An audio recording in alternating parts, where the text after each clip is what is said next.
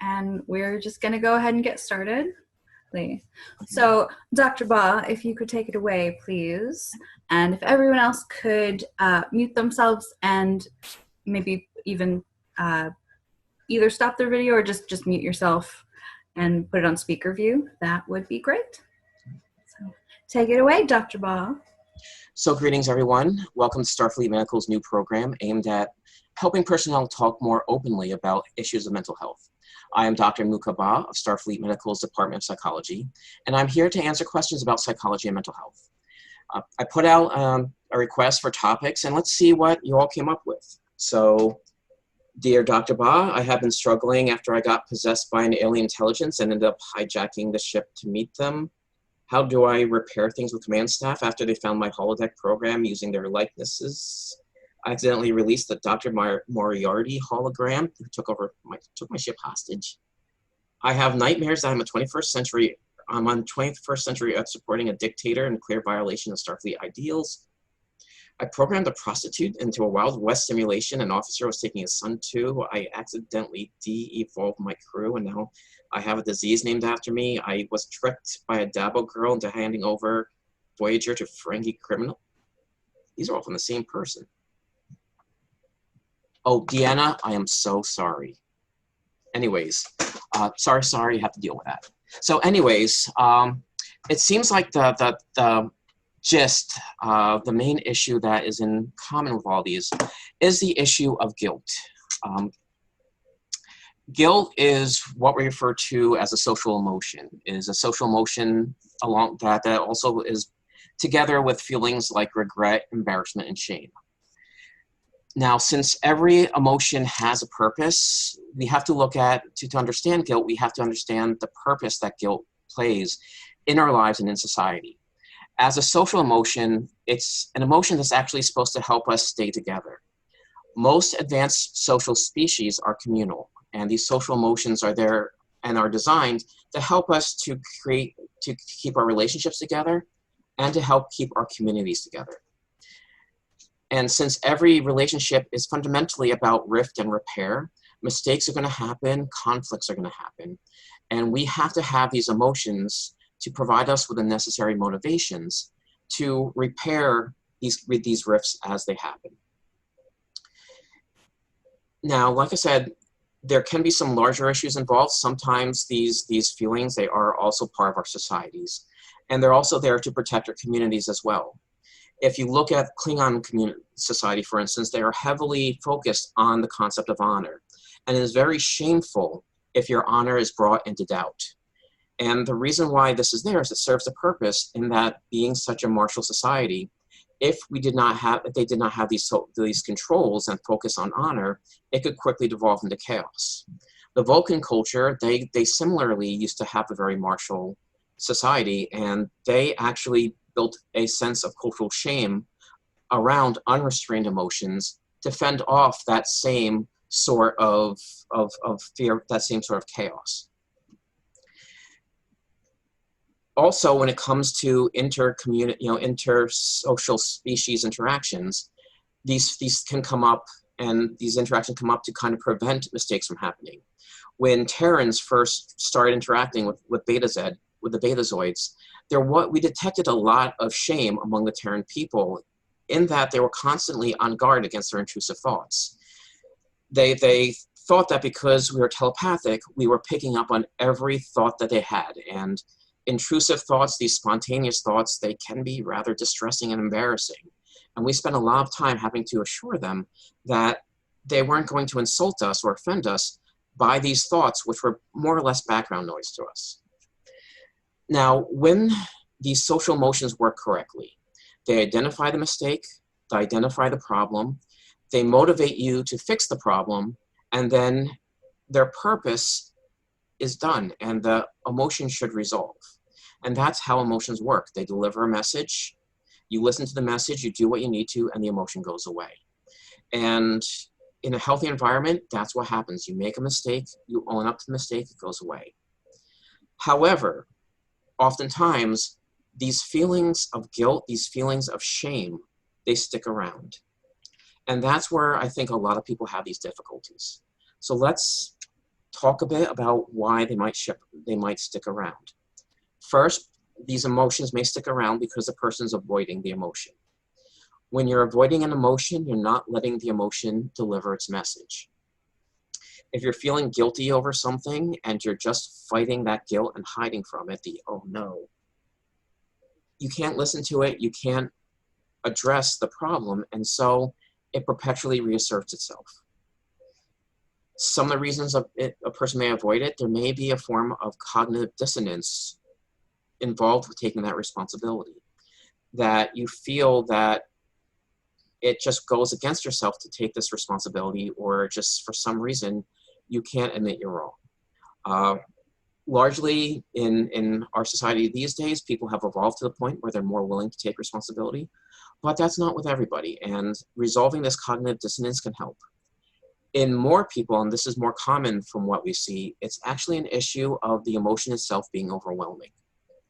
And in this case, that feeling of guilt is so large, and oftentimes bordering into like some immense shame. It's so large that it just overwhelms the person's ability to function.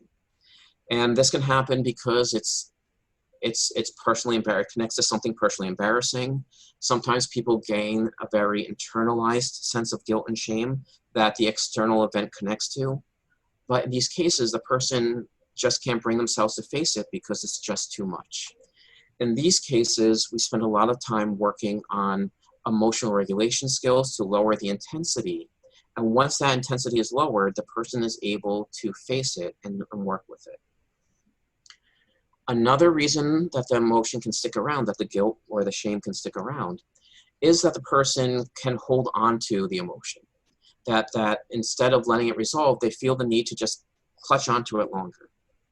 In a few cases, there is a secondary gain there. And it may seem paradoxical that a person may be gaining something from an emotion like guilt, but you may meet somebody where that guilt becomes almost like martyrish, that by taking on being perpetually wrong, they actually feel better about themselves. And again, that happens sometimes. What happens more often is that the sense of guilt is either used as a form of perpetual motivation, or there's almost like a cognitive consonance with an internalized shame. With the guilt as motivation, we find this with people who tend to be very perfectionistic. They tend to really beat themselves up for any flaw. And the guilt serves as a constant motivator for them to do better and do better and do better. The problem with this is that that form of perfectionism is unreachable. It's not really realistic. And so they're beating themselves up for not reaching a goal that that isn't reachable in the first place. Other times, the guilt as motivator comes on because they've got all this motivation, but they still haven't figured out how to fix things. And because of that, they just spin their wheels with the guilt over and over again, and it never goes anywhere. Change is fundamentally motivation plus direction. You may have the guilt as motivation, but without that direction, it goes nowhere. The last reason why somebody may hold on to it is there is, again, that personal cognitive consonance, that something inside themselves in their self-view is inherently shameful. And every time an embarrassing event happens, it connects to that self-shame and it goes in line, so that of course I have to feel guilty, of course I have to hold on to this, because my internalized self-view is very guilt-oriented. The last reason why somebody may hold on to this guilt is because the person may be taking on an inappropriate assumption of responsibility with what's happened. This can be because the person is seeing the guilt as a very black and white thing. You're either responsible for all of it or you're responsible for none of it. And if you can see even a partial, like even a small bit of responsibility there, then you must accept all the responsibility. And in that case, you're taking on responsibility for yourself, true, but you're also taking on for other people. And you can fix your own end, but you can't fix it for other people. Sometimes people can get themselves into toxic relationships. And in the toxic relationships, the more abusive partner will try to avoid responsibility. That are often the people with the cognitive dissonance around guilt. So to avoid their responsibility, they will push it onto the other person. And when that person takes it on, that's when they're assuming the guilt and responsibility that's not really theirs. Finally, some people, they grow up in victim blaming cultures. That there's this sense of, if you don't do things the right way, bad things will happen to you. And if you don't follow the cultural norms, then anything bad that happens to you is just a consequence of that. And in this victim blaming, the person learns to internalize the shame that's being thrown at them, even though, once again, it's not their fault for the bad stuff that happens. Right? So when we're dealing with that, the question becomes, how do we deal with the guilt when it comes along? So first step in dealing with guilt and learning to work with it is to assess the responsibility. Is it really your fault, or is it really all of your fault? The idea here is you do want to take responsibility for your part, but you want to give responsibility back for the parts that aren't yours. The second is you want to make amends where you can. If you've done something wrong, if somebody got hurt, you need to take the steps to try to fix that. And you do your best. And once you've done that, that's when you have to admit you did what you were supposed to do. Next, realize that that sentient species are always in change and flux. We're always we're in a perpetual state of growth. And in that, we change, hopefully for the better. And the mistakes you made at the past, the guilt that guilt that caused you to make amends, also caused you to change for the better. Hopefully that guilt has made it so you've resolved to never make that mistake again. If that is the case, assure yourself, when that guilt reemerges or reasserts itself, assure yourself you've done everything you can and you've made the change. And therefore, you are allowed to let that guilt go. Another thing to focus on is to shift from blame orientation to problem-solving orientation. A lot of cultures, especially Terran culture, Terrans seem to be really bad, really prone to do this, but they take on a blame orientation. When a problem occurs, there's a lot of finger pointing that happens. And situations turn more into these battles of finger pointing than it does to actually trying to handle the problem. The solution to that is to refocus on problem solving. And if you look at the most successful captains, they don't sit in the ready room and say, who's the blame here? They ask, what are the options to fix it? And in problem solving, there is still responsibility to be taken, but it is about just resolving the problem to help with the repair of the situation or the relationship.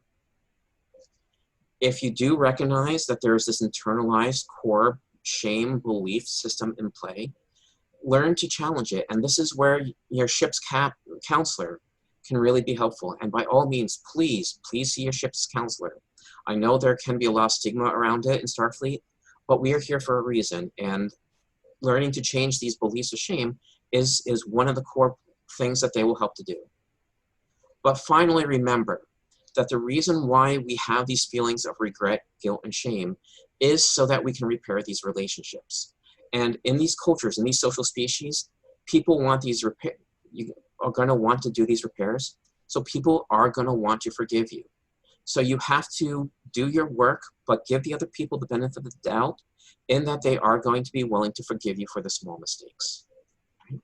So those are just some brief thoughts on this concept of guilt and shame that may come up within your work at Starfleet.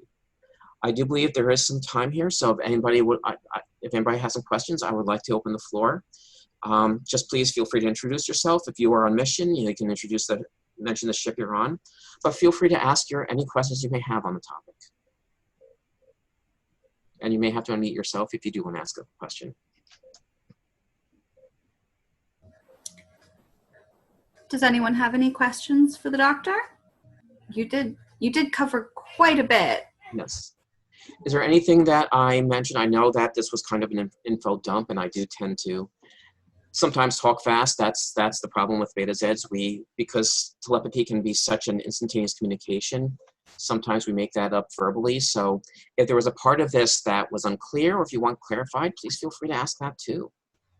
As a Terran, how would I go about talking to someone who I think may be dealing with these sort of issues, but doesn't maybe have the self-awareness to think about them in the way that you've been talking about? So one thing to always remember is just know the boundaries and know that you're having a conversation with them. It is ultimately their responsibility to seek their own help when it comes to health.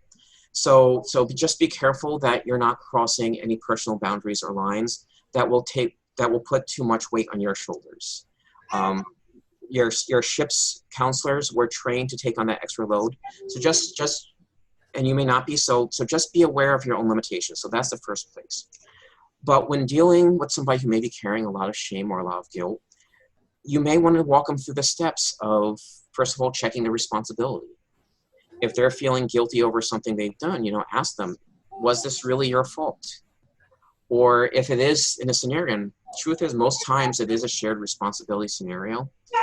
If it is a shared responsibility scenario, you can point to their responsibility, but also see if they can get themselves to admit where other people may have had responsibility. One of the things to point out is ask the question, where did you make decisions here? Because a lot of times with the inappropriate shame and guilt, they're feeling guilty over the outcome. They're feeling guilty over what happened, but not necessarily their own choices. That they may have made a choice and just didn't have all the information. They may have made a choice and it really was in a scenario where the choice didn't really have an effect on the outcome. So building that connection too may help as well. Excellent. Well, thank you so much. And does anyone else have any questions for the good doctor? No? So just going to say, if people do have other topics they would like me to talk about in future talks, feel free to send a message and I'll build something around that. Excellent. Well, thank you so much. That was great. And yes, everybody unmute, clap, say hi.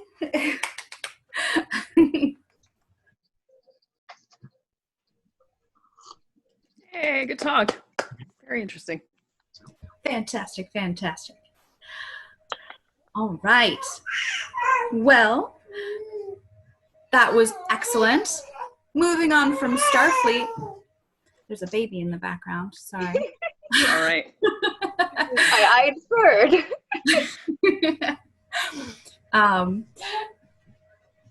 Moving on from Starfleet, I think we're going to switch gears to Miss Diana, who will be talking, I believe, about Horror games. Horror games today.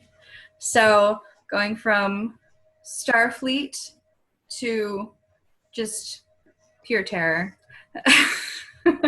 Enjoyable terror, though. Enjoyable Fun terror. So let's get this. Oh, let's see if the screen share works. There we go. All right. I think I've got it. So I was an art history professor at a local college for about 7.5 years, but I'm also an artist. I'm known in sort of the Toronto area for being the artist who makes weird games about post-traumatic stress and menstruation. So people used to say, I recognize you from your weird uterus that you crocheted. I also wrote for Kill Screen for a while, and I have been a professional artist for a long time, and I'm also now a filmmaker and made a short film, which I'm very excited got into a festival. But one of the things I am really known for is talking about the connections between art and games. And I did my MA thesis on this. I finished it in like 2010. So my talk is called Fatal Frames, Neo-Baroque Aesthetics in Horror Games from the Aughts. Now, why the aughts? So why the year 2000 and like 1999? The simple reason is time is money. And that's when I played most games, is when I had both time and money, which are two things that I sometimes don't have. So also, I still think that even older games are things that we can all learn from, because just because it's old doesn't necessarily mean that it's irrelevant. Now, horror. Why horror? Well, sorry about that. My computer is sometimes a little bit sketchy. So hopefully this will stay. You're all good. There we go. Full screen. So as I was saying, I don't know where it cut off, but I picked horror games from the aughts because I tend to know the most about those because I've played most of them. But why horror? Well, I love horror, but I'm also a horror sissy. So anytime a horror game's like, adjust your brightness level so this logo is very visible, I basically put up the brightness all the way because I do not like the dark. I watched horror movies in the daytime, as one is supposed to with all the lights on. But I love them, and I will keep watching them. So why Baroque aesthetics? Well, Baroque art is a really interesting, actually international phenomenon that still kind of goes on. It really does start in Italy and basically starts after the Renaissance, where essentially the Catholic Church was like, hey, we really want to have that same power that we had back in like the Middle Ages where like no one really questioned us. So we're going to change the arts to hopefully reassert that, yeah, being Catholic is literally the best. And so one of the tenets that they made was that art had to basically evoke strong emotions in you. And that by looking at art or experiencing architecture, you would have to have an emotional experience. So this is Bernini. This is the Ecstasy of St. Teresa. And a lot of Baroque images, you will notice, have very strong emotions. And it's also interesting that they asked people to do strong emotions, but we're very much shy against sex. When you see artworks that have fig leaves that cover their genitals, that actually started in the Baroque period as well, because there was a certain sort of pulling away from nudity. But then you see images like this, where you're like, I'm pretty sure that lady is having an orgasm or has possibly had a very, very intense experience. I think the usual joke that I give is that I really love onion rings, and a long time ago I hadn't had them for like 10 years, and the first time I had them I definitely made like a face like that because I was just so happy that this was, I was eating them and they were great. So the big thing is they wanted you to get a strong emotional reaction from these works. They wanted you to feel it. They wanted you to interact with it, so that way they could get you to go. Oh, there's something that says 3 more, chat.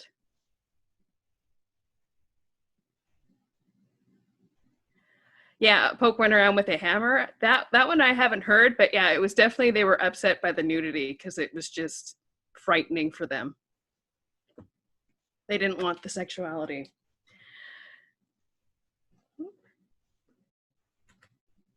The next sort of side of that is that because you wanted images that strike the strongest emotional chord, you also started to explore things like violence. So I've got actually 2 of the exact same topic covered, which is Judith beheading Holofernes, one done by Caravaggio and the other done by Artista Gentileschi. Now, I kind of like to tease Caravaggio because he's actually like an incredible artist. He's very good.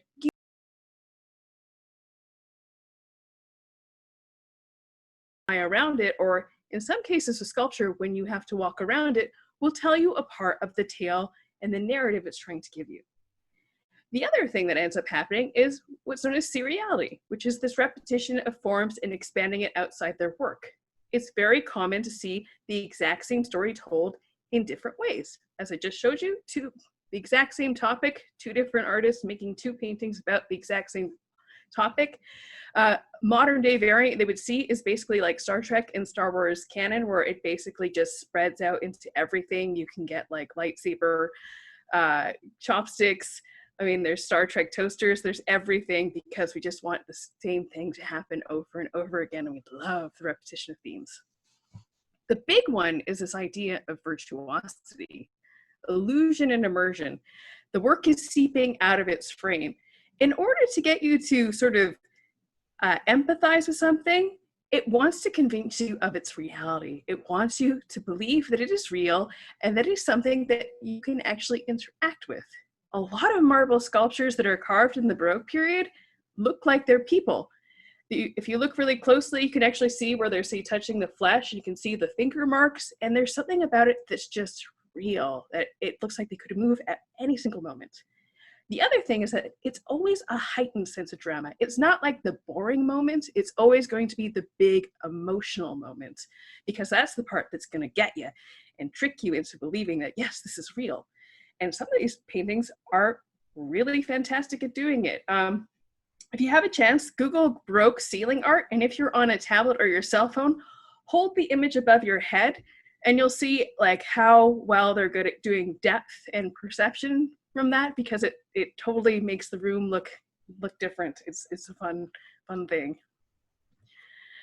So as they got more interested in sort of making sort of illusionistic painting, some artists actually just started to paint like boring stuff. Like this is literally a painting of the back of a painting. It is completely flat, but it looks like exactly the back of a painting. It even has like the auction ticket on the background. This is a photo that I took when I saw it in Denmark. I did this art series where I took Lego around to see different art and took pictures of it. And so the painting is actually displayed on the floor. So it looks like it's supposed to be just sort of laying there ready to be installed.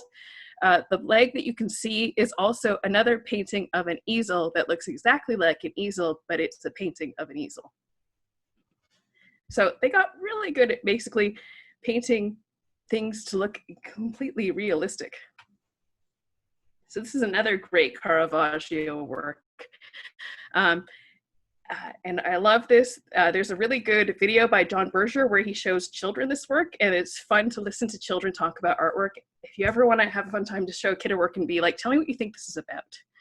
And the kids are like, well, the woman in the center, she's like, no, please stop talking to me. And the guy's like, no, please talk to my friend.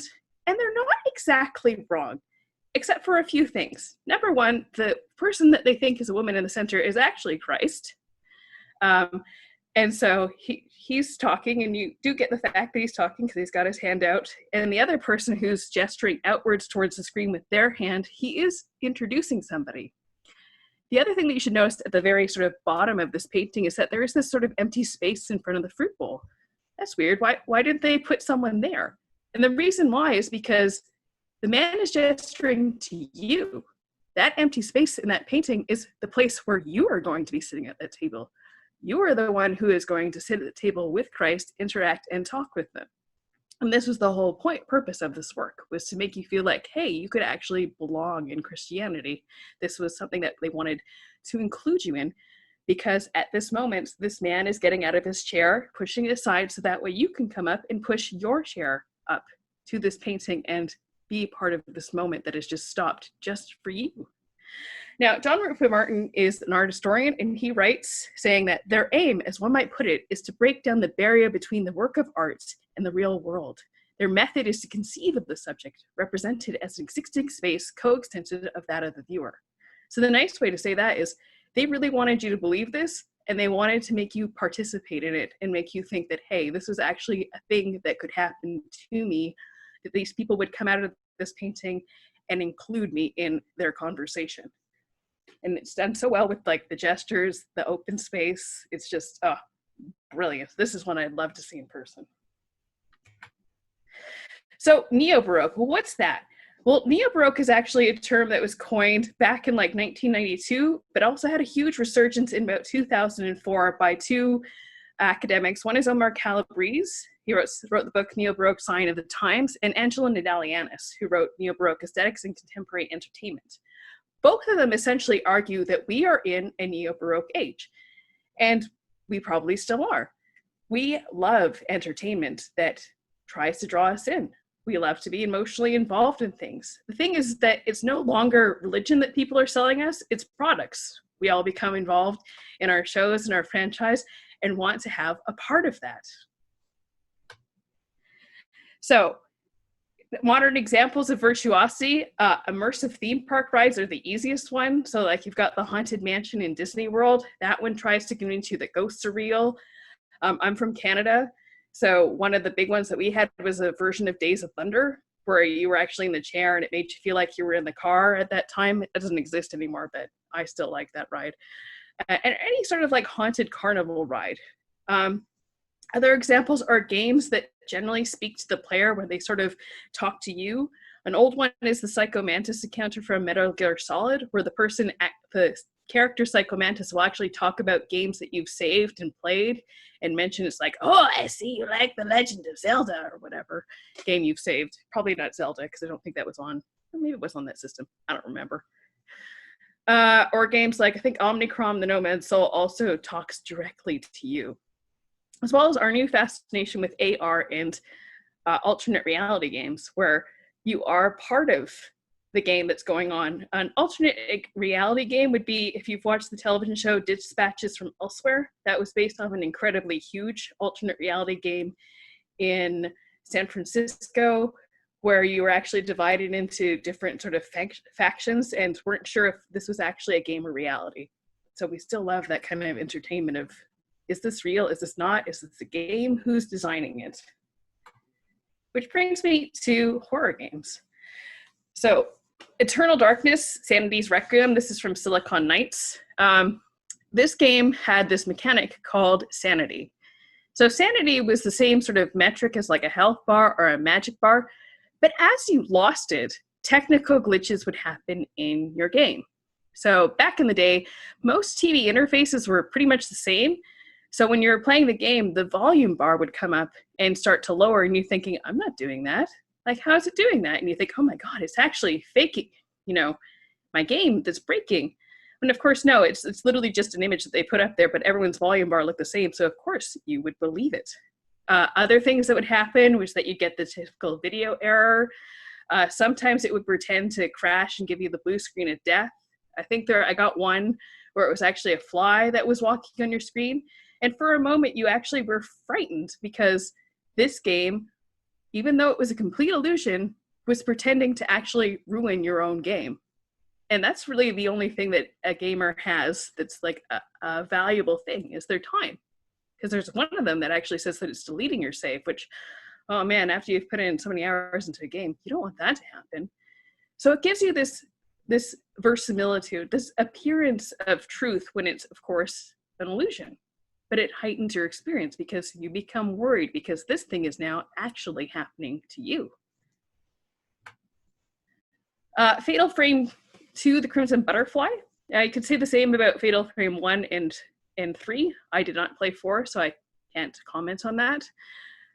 In this game, the controller actually vibrates in your hand to like the heartbeat of the character. So as the character gets more frightened, the more the controller beats, and as an empathetic response, you also become more frightened.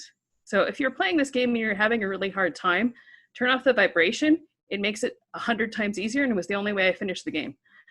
The other thing is that it has two different perspectives. When you're walking around, you're just watching the characters, and it's kind of nice because, it's bad stuff's happening to them, but not to you. And, you just empathize with the girls on the screen. But the moment you actually have to, say, fight a ghost, you have to switch to first person. And now the ghost is coming after you, which of course makes the game more scary because it's no longer just you're watching. You are now an active participant that has to defend yourself from this ghost. And Fatal Frame doesn't reward panic. In fact, the more you panic, the worse you do in this game. So while you're taking this photo of this ghost, you have to stand still as possible and literally wait for the absolute perfect photo shot, which is usually right when they're about to kill you, and that's how you do the most amount of damage. So it tricks you on that, where you have to also be terrified, but also emotionally regulate. Clock Tower 3, and this could be said for most of the Clock Tower franchise, it deals with helplessness. In this game, there are several different mechanics that cause the player to empathize with the target. One is that, unfortunately, Alyssa is actually a little bit helpless.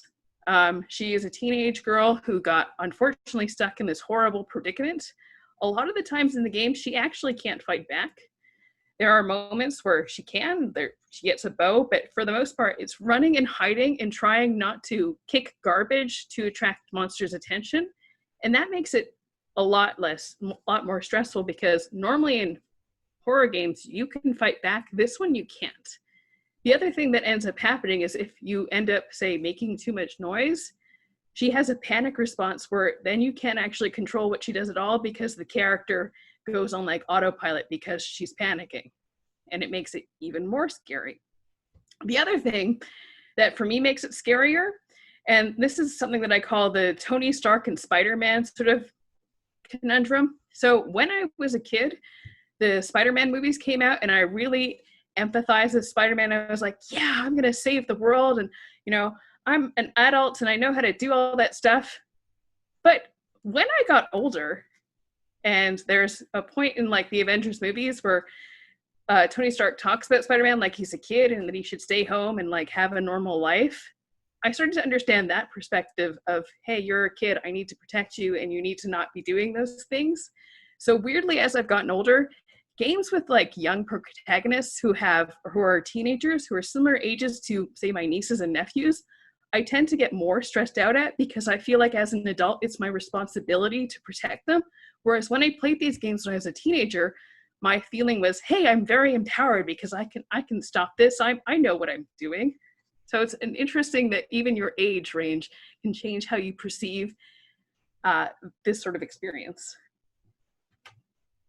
Kudelka, which is the first game in the Shadow Heart series, which apparently didn't do very well, but was actually super fun, has a couple of things which you see in modern games. And the big one is that your weapons break. When you're fighting, when you want to do that thing where you like grind and you play all the time, you can't do it in Kudelka because you will basically break all your weapons and then you will have nothing. So you constantly have to move because your weapon will break and you'll have to find another one. It's not like Breath of the Wild where my weapons break all the time, but I know that I'm going to find something else. Kudelka, you might not. So you have to think, oh, okay, do I try to stay here and level, or do I risk going on because right now I have a really good sword that might help me out through this whole game? The other thing that Kudelka does is that it has this really cool moment where there's literally a narrative call out. Kudelka is about a woman who has psychic powers, and unfortunately as a person with psychic powers, she gets completely ostracized. She's thrown out of her own family, and she's basically had like the hardest life ever. And she gets teamed up with somebody who's basically like the male version of myself, has had relatively a soft and cushy life, got to go to like, you know, a nice school and whatnot. And she gets to listen to him explain to her about how exciting her life is and how, you know, she gets to go on all these adventures. And she explains to him exactly how that is and how, no, you have the soft cushy life where like your parents love you and this is just a game to you. And you're like, oh, as a gamer, I'm like, oh, she's also calling out me who's playing this game thinking, wow, your life is really amazing. And not understanding that, no, this is actually a really horrible thing and no one should want this for anybody. So it's kind of nice that even as a writing thing, you can make people feel things. Now, this one is not an early odd game, but I love it for narrative choices. I also just love The Cat Lady, and I think everyone should play it.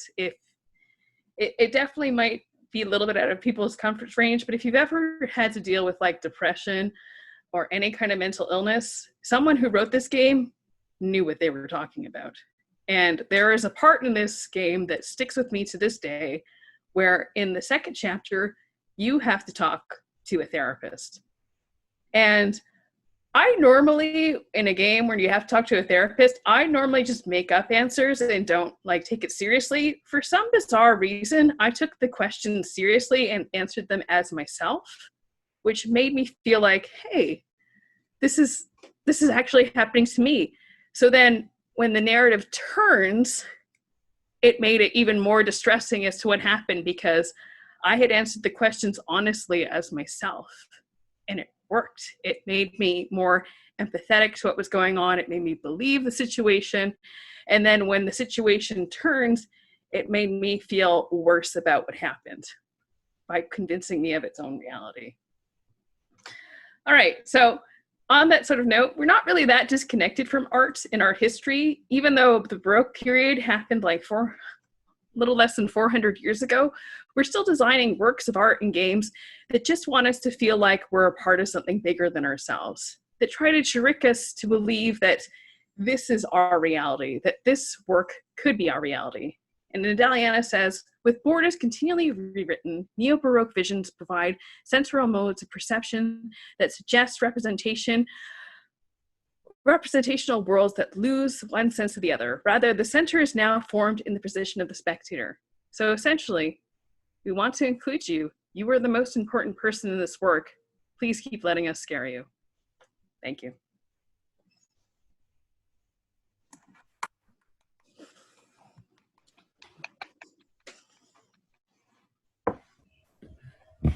All right. Hooray! Thank you. And so, everyone unmute, say hi. Good job, Diana. Fantastic. Thanks. That was wonderful.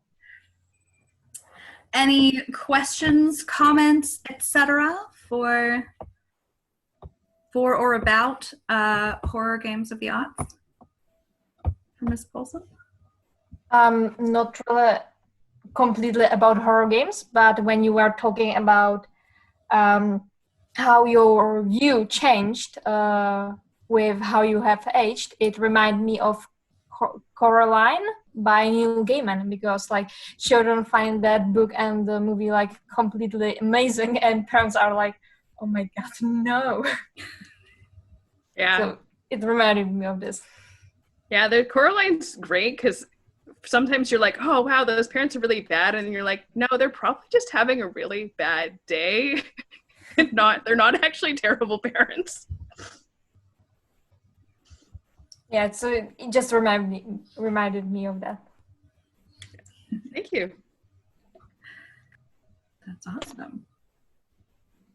Anyone else?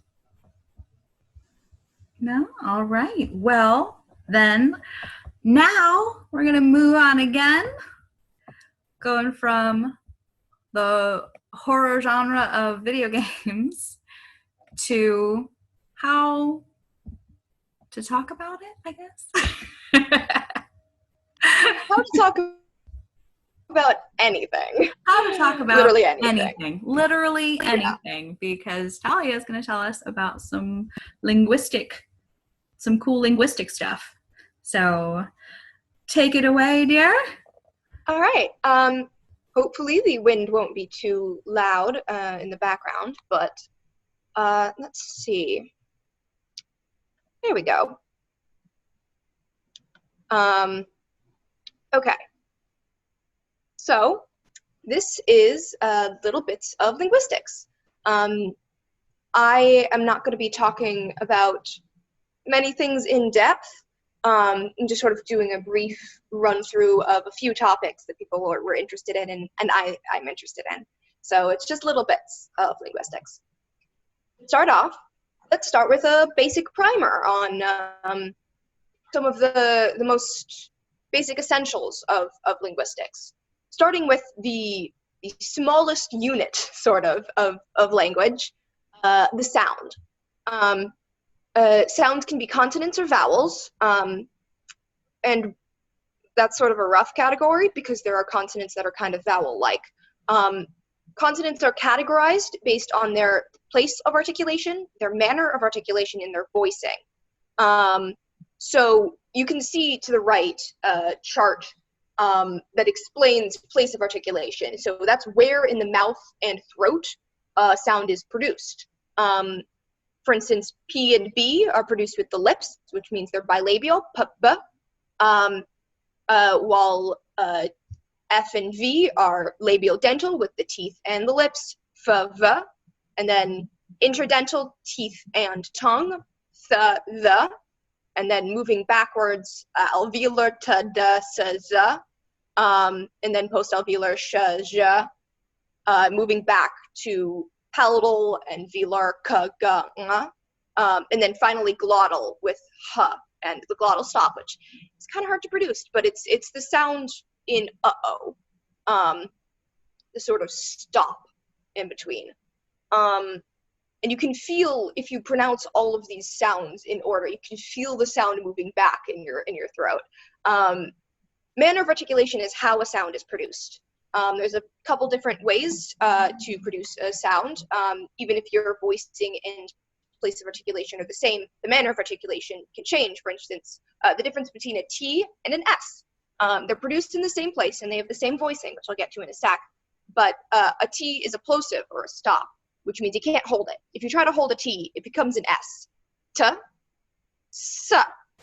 And I'm putting a vowel at the end, but you can just do t, s. And you can tell that a plosive is just a stop. It just happens once. While a fricative, you can hold it. You can keep going. Nasals like M, N, and Ng are different from oral sounds. They're sort of a whole separate category. The difference between a nasal and an oral is that if you hold your nose while trying to say an oral sound, p, b, s, it's fine. You can produce it. But if you hold your nose while trying to say a nasal, nothing happens, because the sound in a nasal sound comes out of your nose, while the sound in an oral sound comes out of your mouth. So if you hold your nose, the sound gets sort of blocked up. Affricates, which I'll get to in a bit. Approximants, which include liquids and glides. That's liquids like L and glides like W. These are very similar to vowels. They're approximate because they're sort of mostly consonants, but they're actually sort of also a little bit vowel-y, but they're not fully vowels.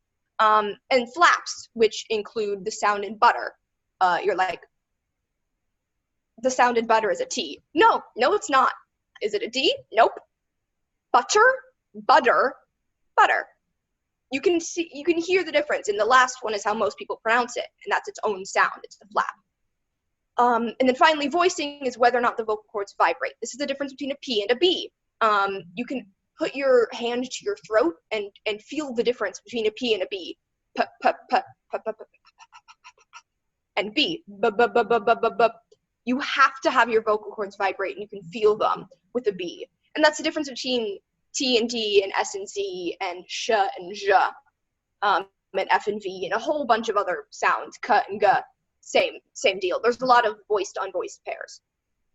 Moving on to vowels. I'll just do this one quickly. There are monophthongs and there are diphthongs. Monophthongs is a single sound. Diphthong is sort of moving from one sound to another sound. We think of vowels including both categories, but a monophthong is the smaller category.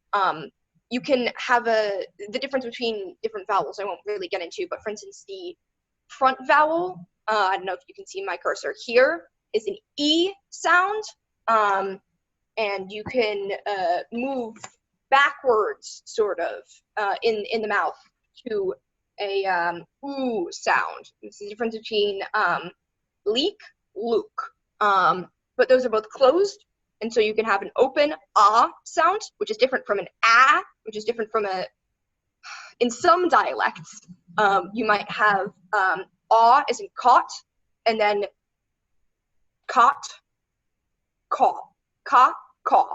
And I have a caught merger, which means that the way that I say caught as in a bed and caught as in to catch something are the same, but some people with different dialects of English pronounce them differently. They say caught, caught, and I have them merged in this sound here. And that's just one example of how vowels are weird, and English is weird. Diphthongs are two sounds, like the sound I, which is ah, and then I. And so that's how diphthongs work. We actually have, if you think of e, o, u, o is actually a diphthong, because the pure O is not found in English usually. You can find it in Spanish with como, if you pronounce it correctly, that is. But in English we have O, which is up, oo. That's the oo sound here. So we actually move from this sound to that sound in English. We don't have a pure O. And you can see the unrounded versus rounded, and I can get into that more if people ask questions, but I'm going to skip it for now. This is an IPA chart. Won't get into every little thing here, but you can see the categorization of where in the mouth it's produced at the top and how it's produced at the side, and then left side in a box is unvoiced and right side in a box is voiced. And so, for instance, p, b, and then s, z, and then sh, zh. Some highlights. This is not an R. Well, it is an R, but it's not the R you think. English has a really, really weird R. We have this approximant here, this R sound. It's very rare. Most languages have a tap or a different rhotic, or I'm bad at rolling my R's. A ra sound, and that's this. That's the basic sound. English is very weird with our R. Most languages don't have our R. There's also you can see this J here is actually a y sound, like you might produce with a Y. You might be wondering, where's J? Where's a J sound? Remember affricates? J is an affricate. Affricate kind of works like a diphthong in that it's two sounds together. A J is actually a J. It's two sounds. It's not a pure sound because it moves from a plosive D to a fricative J. J. Same with ch sound. T, sh, ch. So those are affricates, and that's why they're not found in this basic sort of IPA chart. They are found in other versions because they move between two basic sounds. Moving on to sociolinguistics. Hopefully I'm not taking too long, sorry. Sociolinguistics includes a lot of things, like prescriptivism versus descriptivism. How we interact with language is very important. And whether or not you have a prescriptivist or a descriptivist view on language is very important. Prescriptivist is establishing rules on how language should be used. Think l'Académie de Français, I'm pronouncing it wrong, but that sort of thing. It tries to control language use. While descriptivism analyzes and describes how language is used by existing speakers. And while prescriptivism can be very useful in small amounts for teaching grammar and spelling for formal writing and teaching kids the general basics of how language is used, it can be very, very damaging, and descriptivism is a largely way better approach.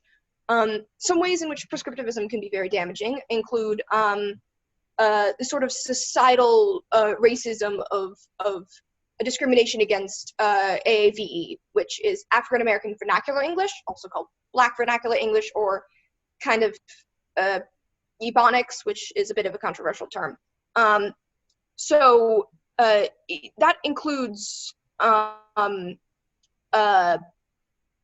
many things, which the thing is that there's a very incorrect but very common idea that AAV is just slang or it's just incorrect. It's a dialect. It's a dialect of English. It's its own thing. It's an entirely valid and very normal way of using language.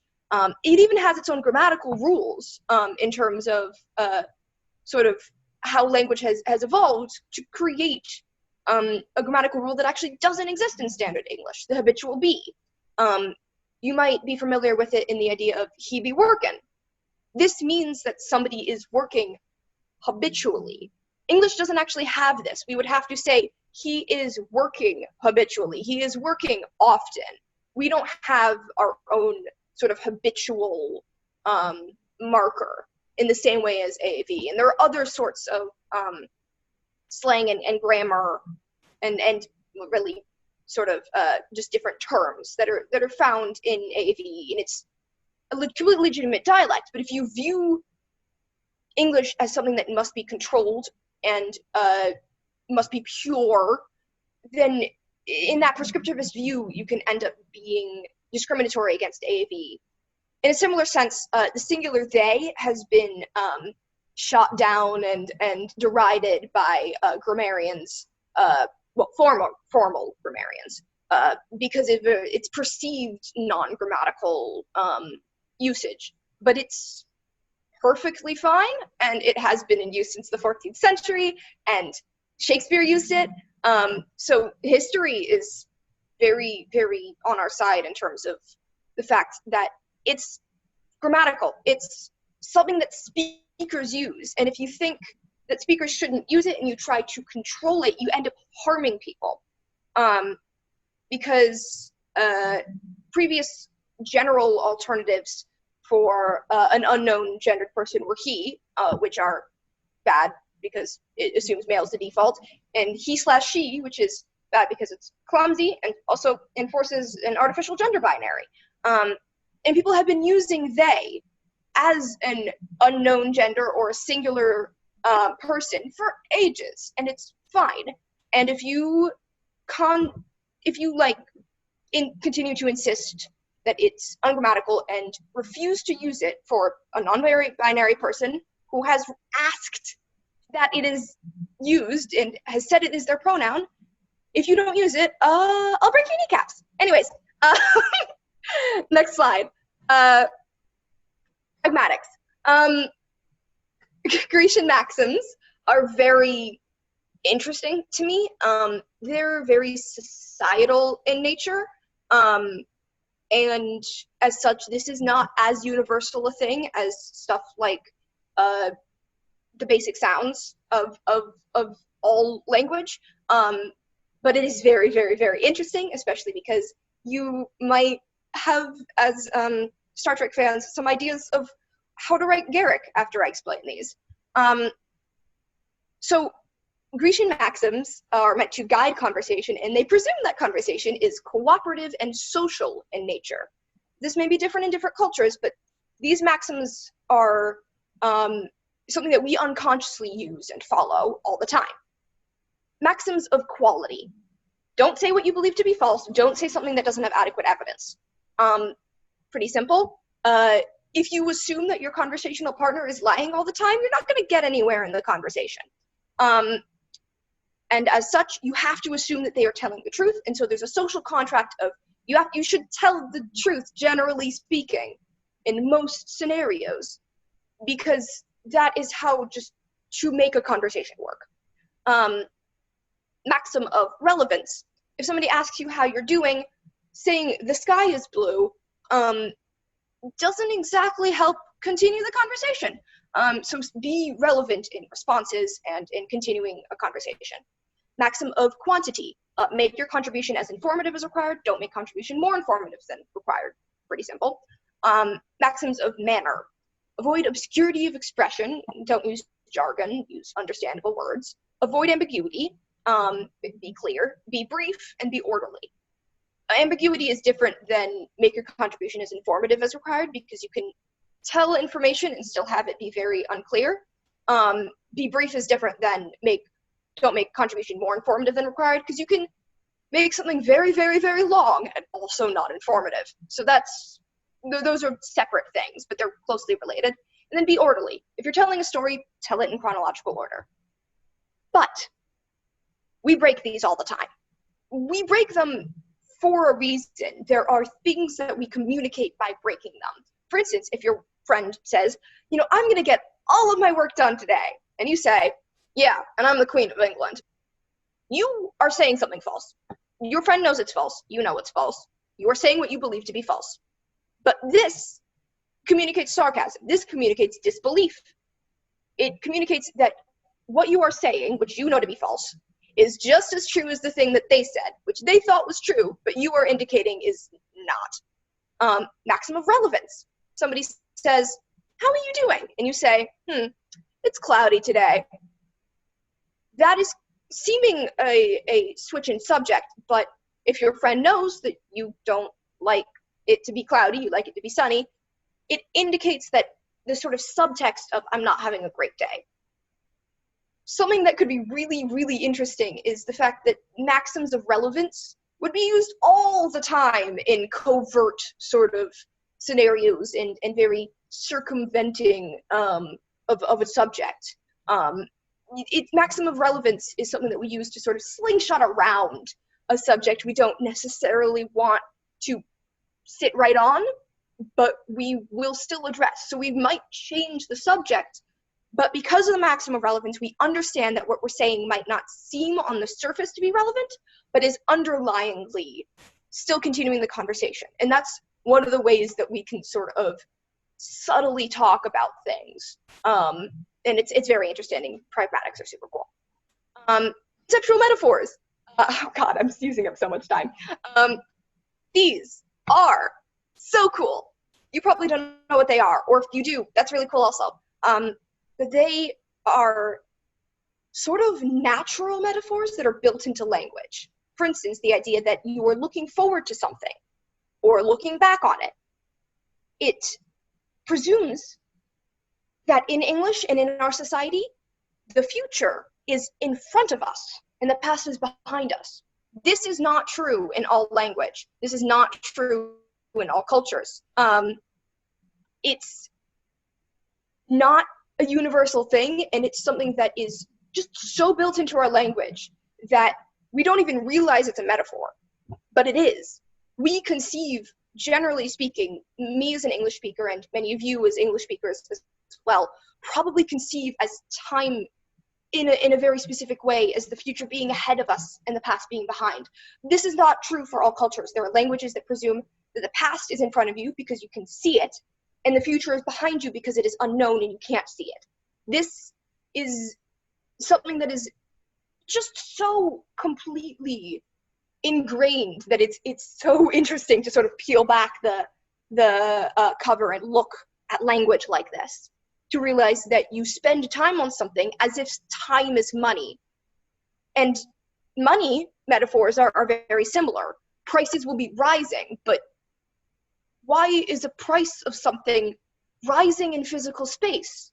Why is physical space communicating how money works?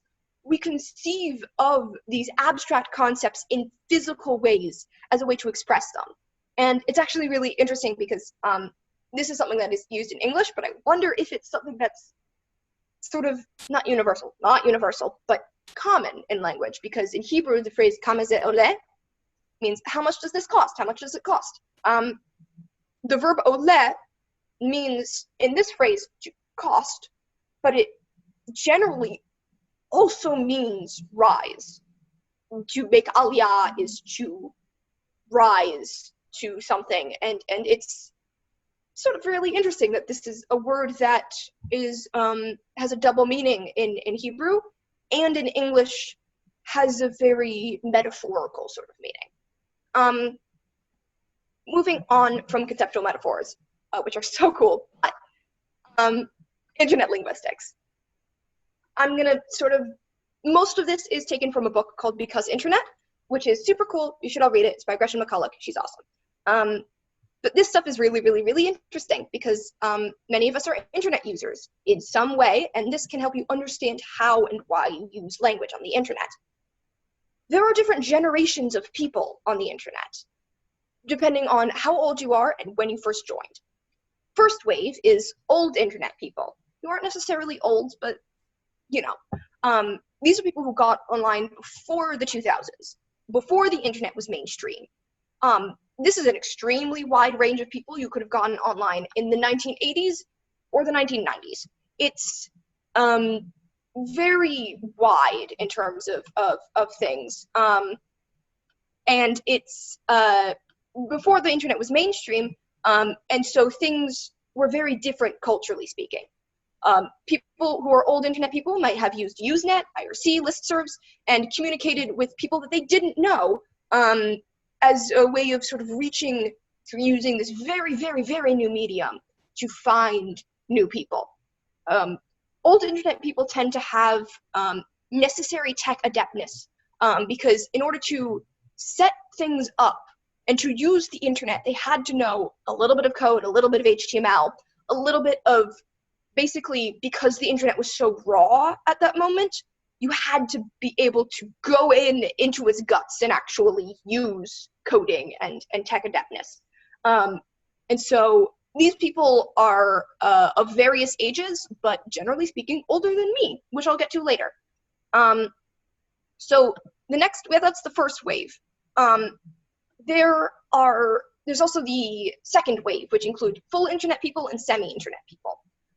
Full internet people got online in the late 1990s or early 2000s. They were younger than old internet people, generally speaking. They had no internet childhood, but an internet teenhood, sort of?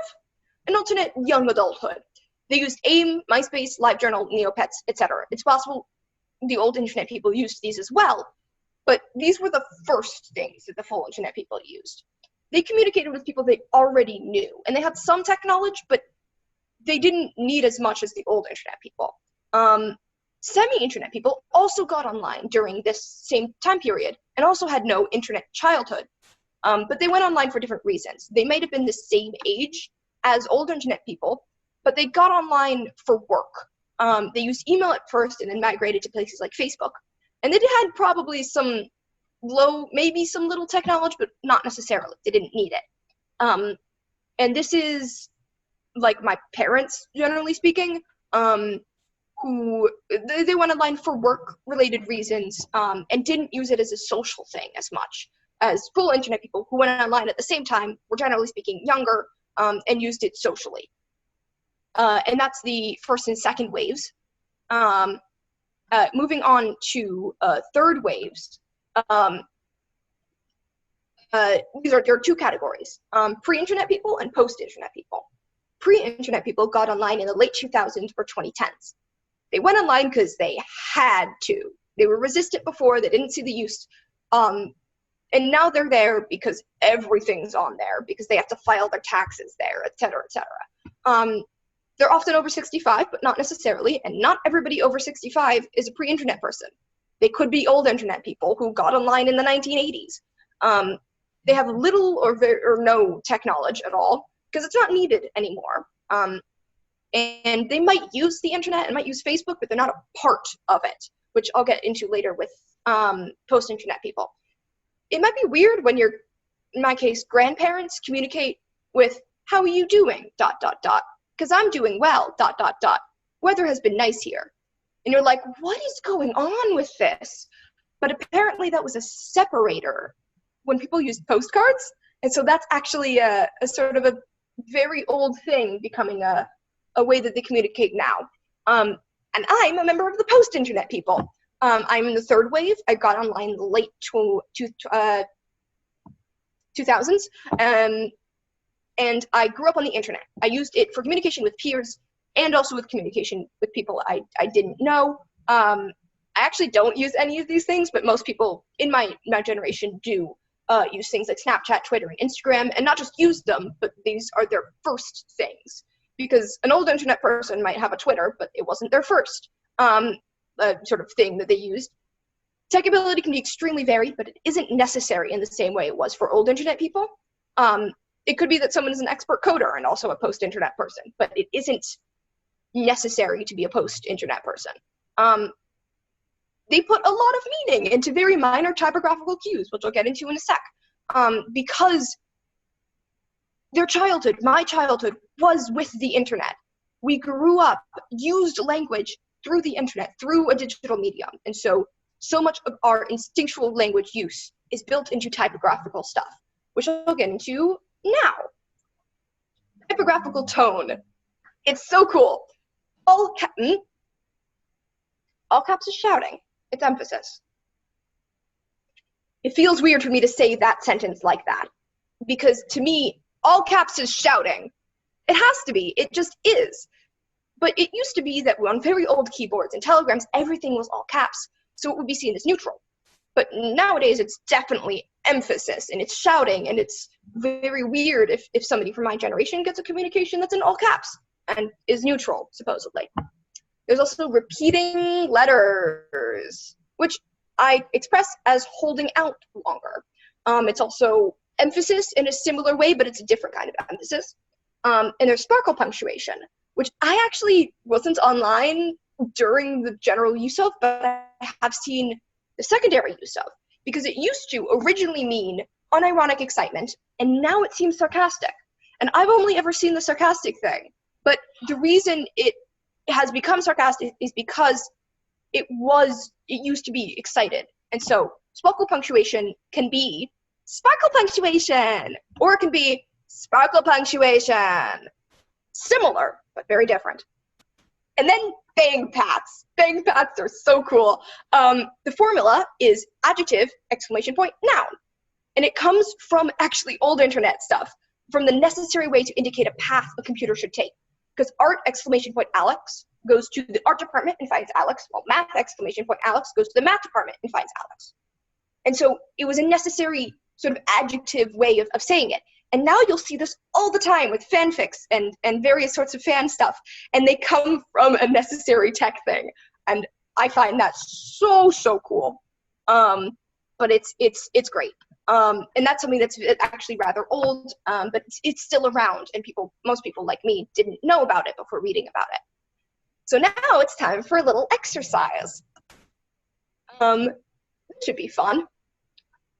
I want you to read all of these different scenarios, these different things, and either unmute yourself or say in chat what tone of voice each of these different sorts of ways of saying the same phrase, what intent, what tone they communicate.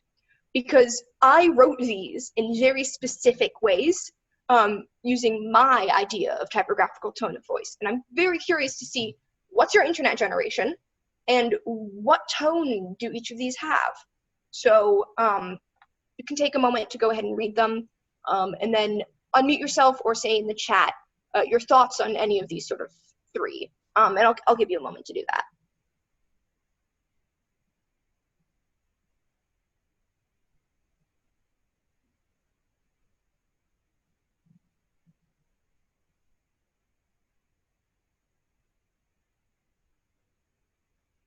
Oh, nope, sorry.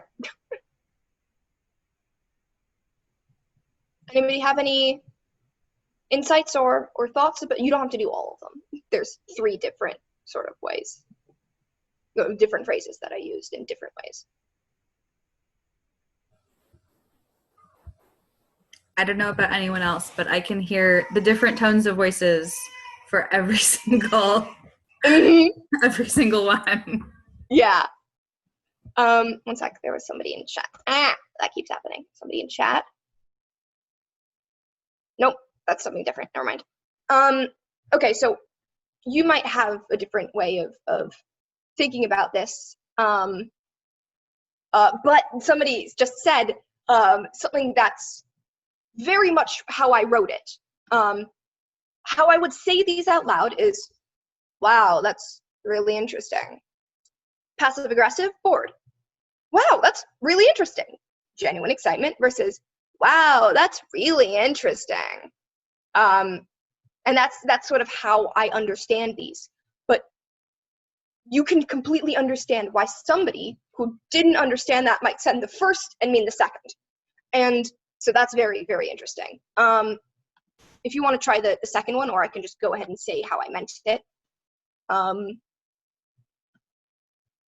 That keeps happening, sorry.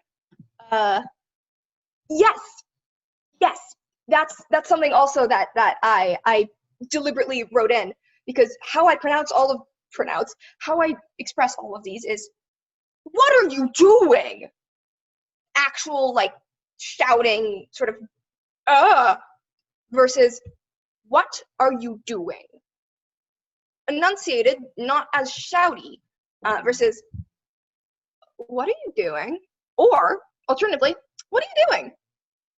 That actually just might be like, hey, what are you doing right now?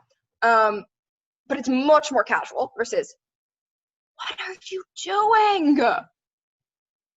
All 4 of those are extremely different to me, and very, very strongly communicate very different tones of voice.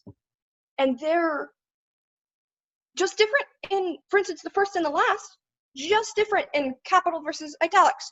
That's it. I didn't change anything else. And so that's very interesting in terms of how we communicate a completely different tone just with typography. And then the last one I had fun with.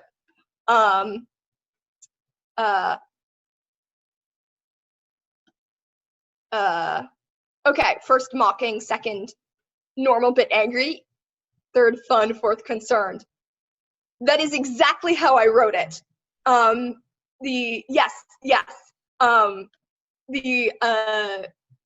the sort of mocking, you see the SpongeBob meme, that's not right. That's exactly how you say it, versus, that's not right.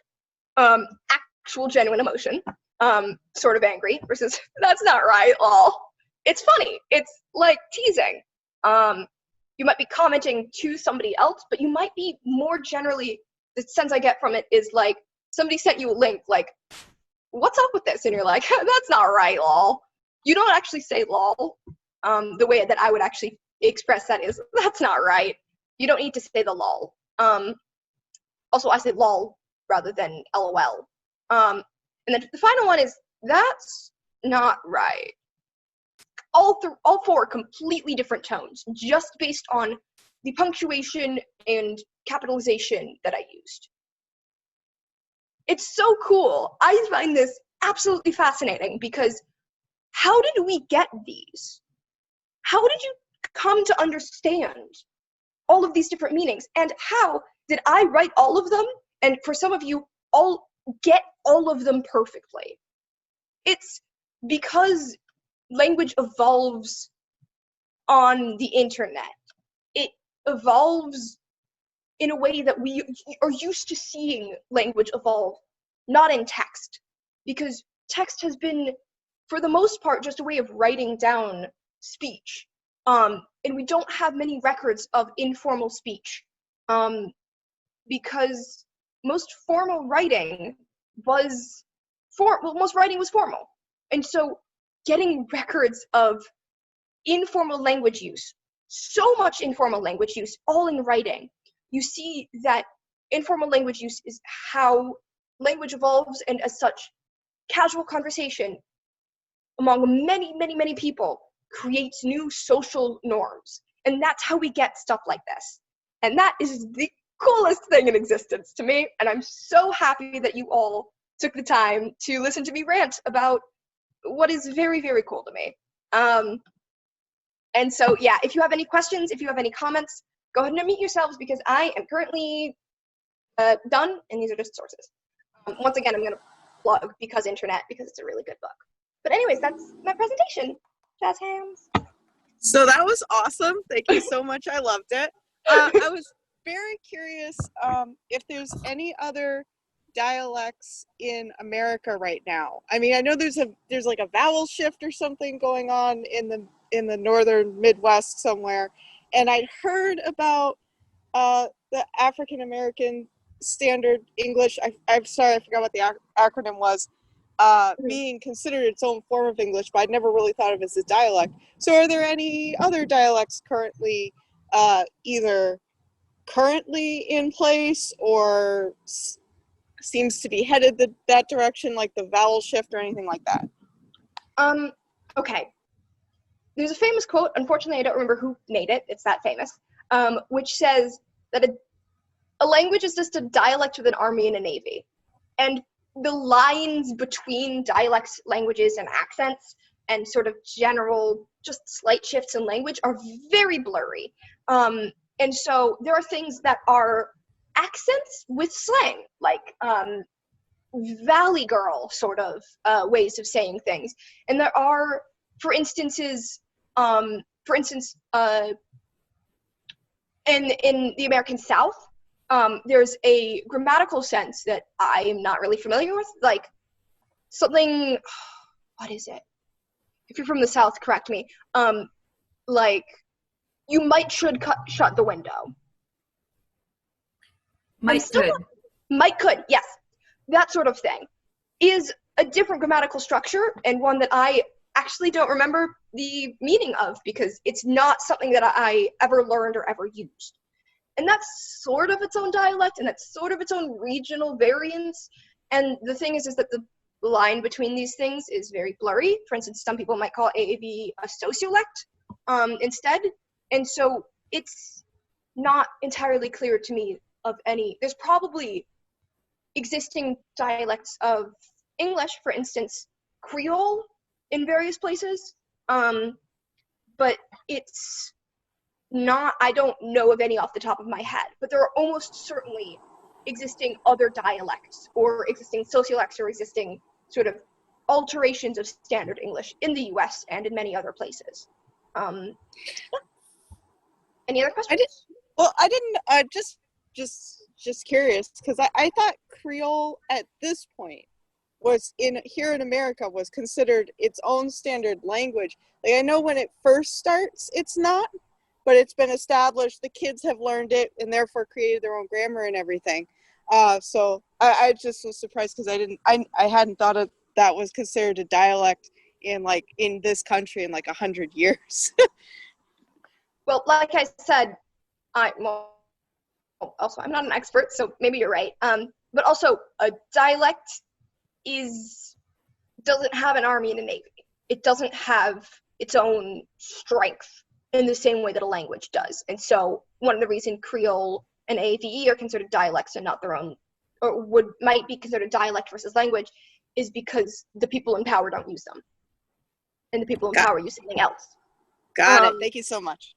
Yeah. So I'm actually not sure of the categorization of different Creoles. There's many, many different ones in various places. But Creole is sort of its own category of language, I think. So how often they often are related to other languages. Whether or not they are their separate language now just depends on their own language evolution. But yeah. Somebody was talking about reading tone. I'm not a researcher yet, but that is very, very interesting. The way that we express typographical tone of voice and the way that we express tone in speaking are both things that, if I understand correctly, people who are autistic have difficulty reading. Yes. And so how that translates in terms of written tone, also spoken tone, is something that I haven't seen research on, but it's very, very interesting. I'm an undergrad who is just getting into this for the first time, but that's something that I could look into if you want.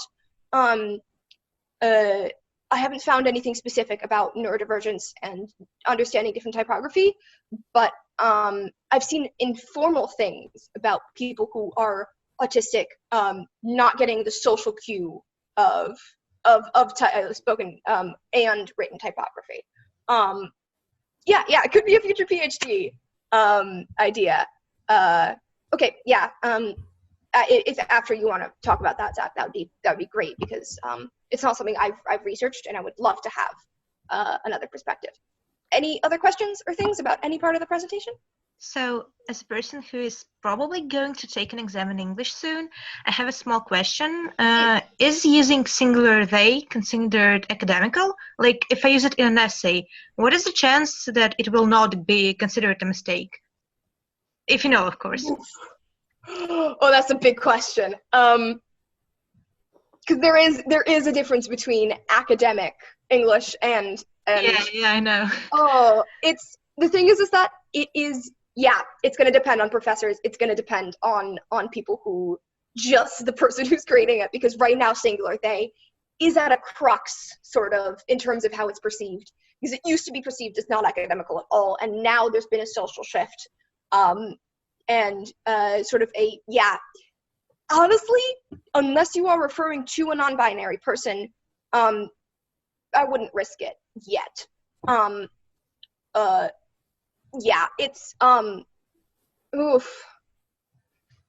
That's a big question, because linguistics often looks at how language is in informal ways and how it's used by speakers, and so academic language lags behind, and it's very late to adopt things that used to be colloquialisms and now become part of language.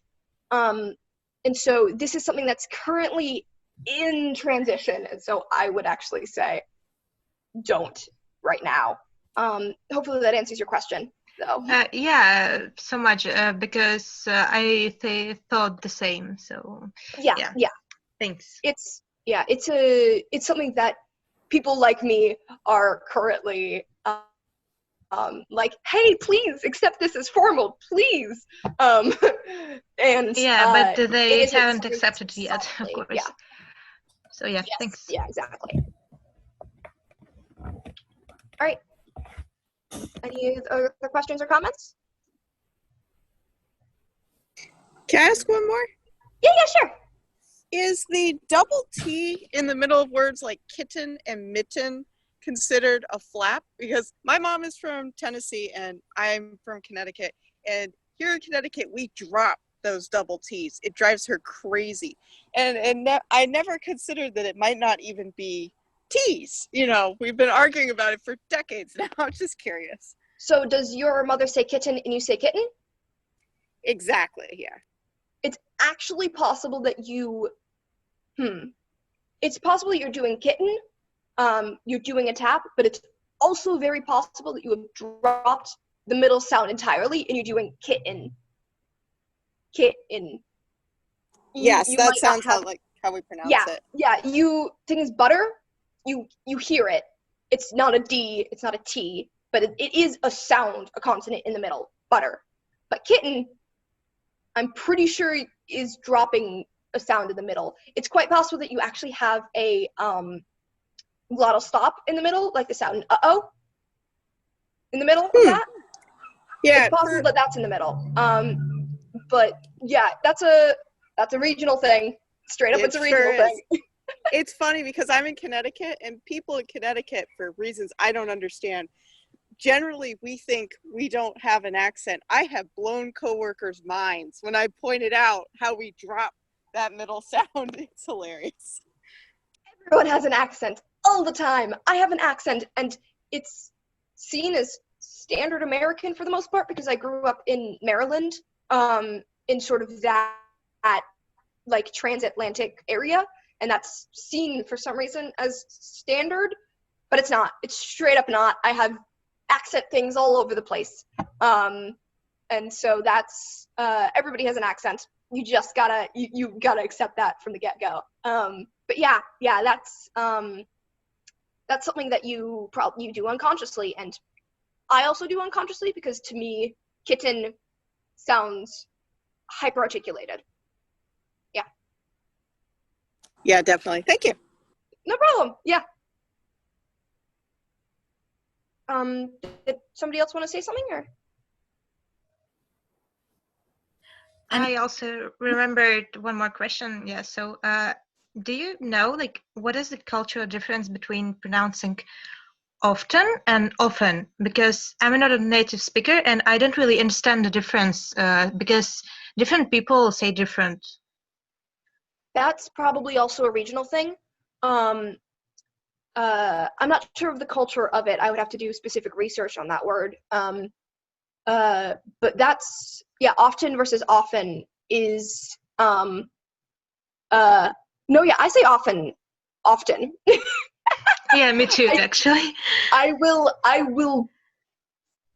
switch between them. Partially because I view often as more formal, and so in a formal setting, I'm more likely to say often. In an informal setting, I'm more likely to say often. That's sort of my instinct, but it's also possible that there are regions where often is the norm and regions where often is the norm.